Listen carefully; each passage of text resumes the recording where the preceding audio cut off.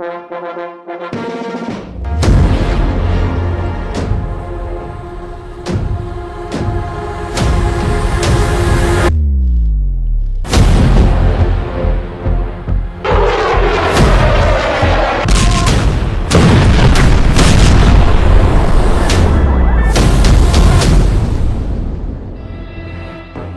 में इस मीटिंग ने दुनिया के दो बहुत बड़े दुश्मनों को बेचैन कर दिया है। आसमान में गरजती F-35 ने ट्रंप के सबसे बड़े दुश्मन को मैसेज दिया है, तो व्हाइट हाउस के अंदर ट्रंप का फिलिस्तीन वाला मुद्दा ऐसे उठा कि इस बहुत ही खास बैठक से तेल अवीव से लेकर तेहरान की लीडरशिप तक तनाव बहुत ज्यादा बढ़ गया।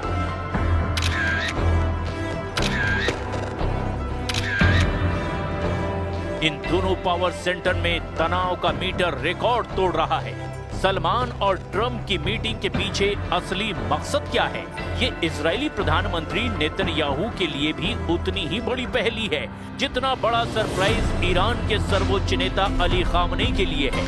पश्चिम एशिया के आने वाले दिन कितने विस्फोटक होने वाले हैं, इसे समझना भी बहुत जरूरी है, क्योंकि यहाँ F-35 से लेकर फिलिस्तीन, ये दो ऐसे मुद्दे हैं जिन्हें लेकर न सिर्फ ईरान में बल्कि इजराइल के अंदर भी कोहराम मचने वाला है। अली खामनेई जानते हैं कि F-35 का इस्तेमाल ईरान के खिलाफ होगा और नेतन्याहू का दावा है कि फिलिस्तीन उनके जीते जी नहीं बनने दिया जाएगा।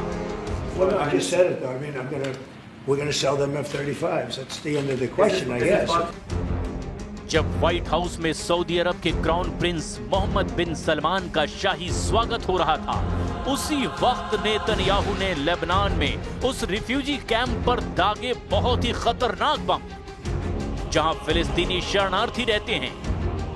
यानी नेतन्याहू ने मैसेज दे दिया कि फिलिस्तीन के मुद्दे पर वो सबसे बड़ा युद्ध शुरू करने में जरा भी देरी नहीं लगाएंगे। लेबनान के सिदोन में हुई इजराइल एयर स्ट्राइक में कम से कम 13 लोगों की मौत हो गई। एक तरफ सलमान फिलिस्तीन देश बनाने की बात कर रहे हैं, वहीं नेतन्याहू लेबनान में फिलिस्तीनी शरणार्थी कैंप पर हमला करके बता रहे हैं कि फिलिस्तीन देश को बर्दाश्त नहीं करेंगे, ना ही हिजबुल्लाह को बख्शेंगे। ההתנגדות שלנו למדינה פלסטינית בשטח כלשהו מערב לירדן, ההתנגדות הזאת קיימת ושרירה, היא לא השתנתה כהוא זה. אני עודף את הניסיונות הללו כבר עשרות שנים, ועושה את זה גם מול לחצים מן החוץ ולחצים מבית, אז אני לא זקוק לחיזוקים וציוצים והרצאות מצד איש.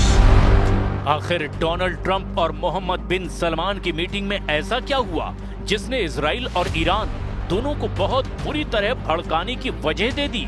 ये समझना भी बहुत जरूरी है। इसमें कोई शक नहीं कि क्राउन प्रिंस सलमान का स्वागत करने में डोनाल्ड ट्रंप ने कोई कसर नहीं छोड़ी।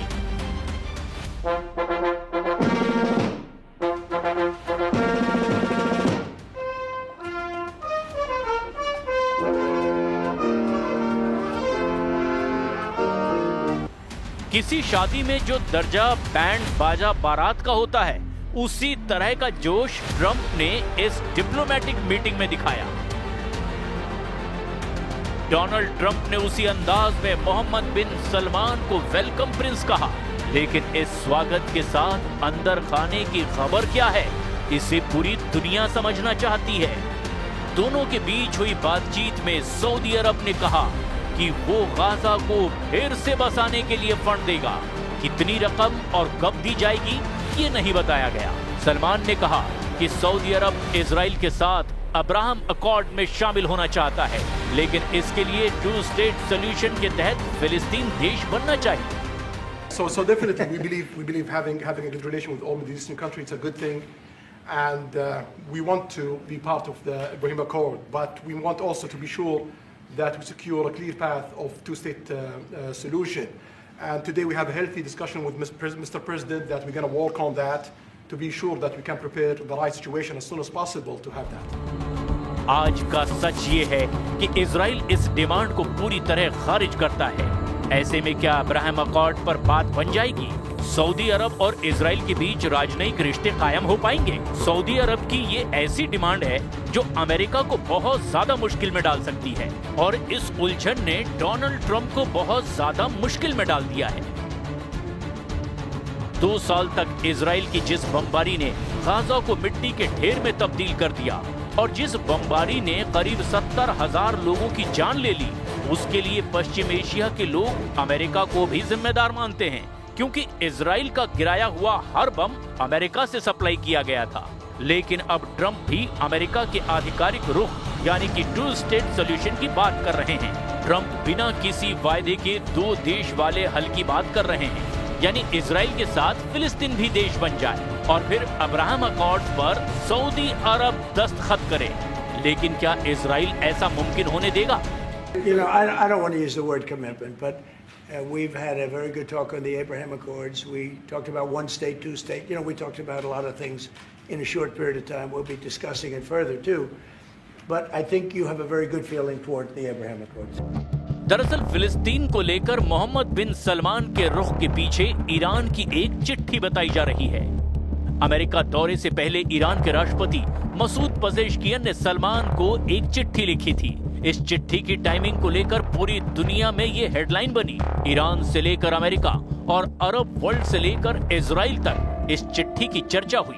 बताया गया कि ईरान ने अमेरिका और सऊदी अरब के बीच होने वाली किसी भी डील को लेकर ईरान की फिक्र जाहिर की और अब्राहम अकॉर्ड्स पर भी चिंता जाहिर की गई। ऐसे में ट्रंप और सलमान की मीटिंग में ईरान को सबसे ज्यादा किस बात से झटका लगा है, वो भी समझने की जरूरत है।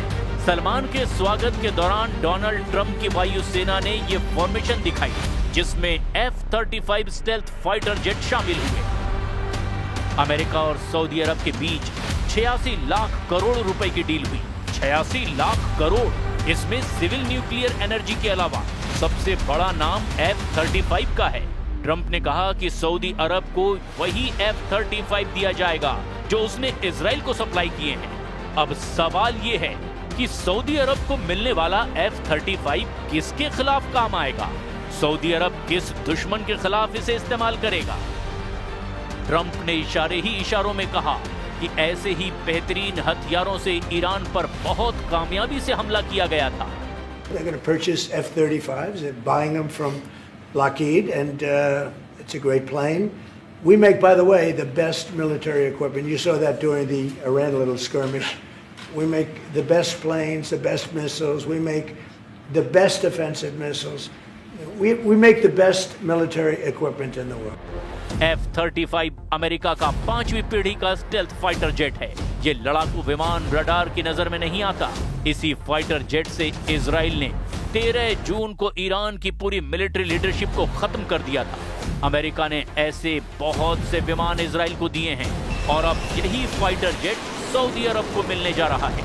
यानी सऊदी अरब अमेरिका के लिए बहुत स्पेशल है, क्योंकि दोनों के बीच सैन्य संबंधों का इतिहास कई दशकों पुराना है।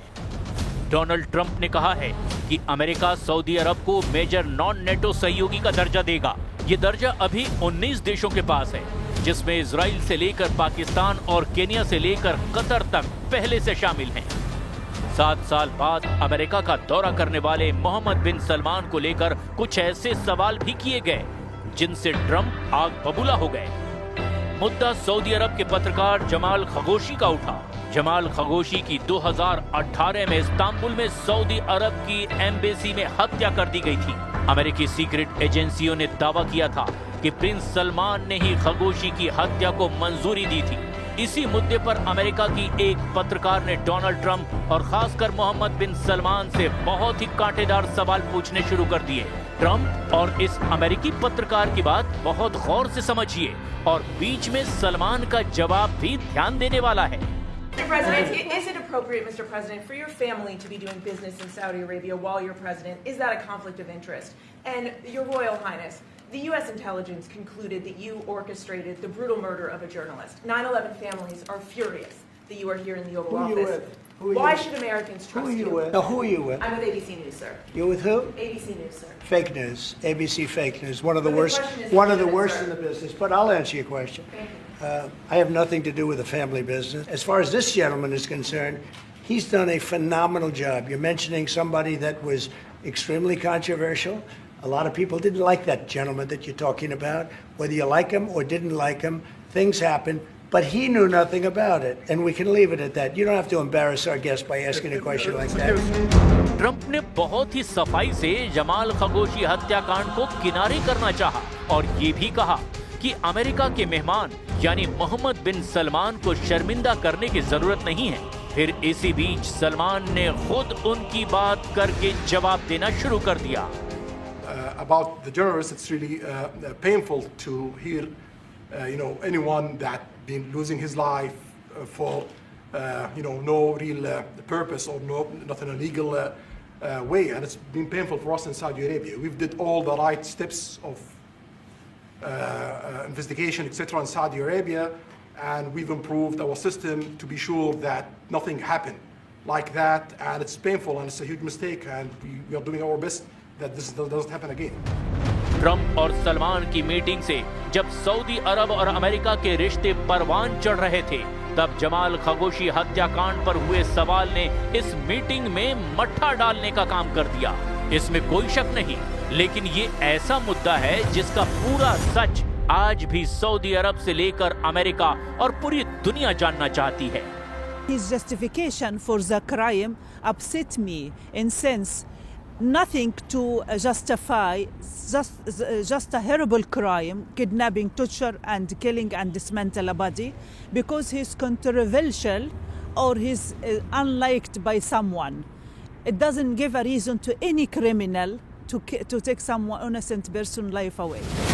तमाम विवादों के बीच ट्रंप और सलमान की मुलाकात में कुछ चेहरे ऐसे भी थे जो दुनिया की सुर्खियां हमेशा बने रहते हैं। मोहम्मद बिन सलमान के डिनर में एक खास मेहमान क्रिस्टियानो रोनाल्डो भी रहे। पुर्तगाल के रोनाल्डो दुनिया के सर्वश्रेष्ठ फुटबॉल खिलाड़ियों में से एक हैं, लेकिन सलमान के दौरे ने दुनिया की दो ताकतों को जरूर परेशान कर दिया है। एक है इजराइल और दूसरा है ईरान।